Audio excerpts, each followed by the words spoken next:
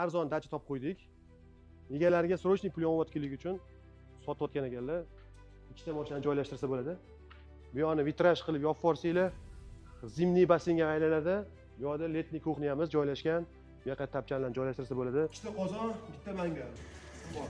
Qurilishi hammasi qoidasi bo'yicha qilingan. Bironta kamchilik topolmadik. Hamma sistemasini ko'rib chiqdik, bittalar gaz yo'q joyda shunaqa sharoit qilib qo'yganlar. Tayyor dacha. Dachaning yo'ligini ko'rsatamiz.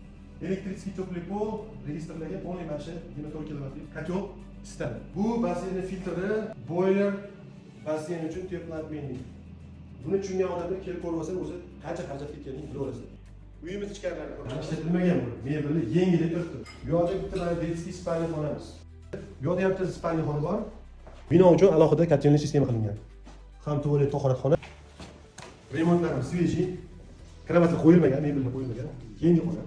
Har bitta xona alohida sanusiy dushlarga qilingan. Mana o'zingiz ko'rib turibsizlar, hali bitta hech kim yashamagan. O'rta zal. Bu yoqda yana bitta xona bor. Nima bo'ladigan xona. O'rtoqlar, ulgurib qolinglar. Bu dachaga hazilga narx ketmagan. Agar bu narxni olsanglar, suv tekinga olgan bo'lasizlar. Egalari videoga tushish xohlamadlar. Ashli odam kirmagan. O'zlari bir ikki marta kelib, mana shu basseynni yolda cho'g'ilib ketishgan ekan. Срочный pul kelib qolganing uchun majburiy sotishyapti.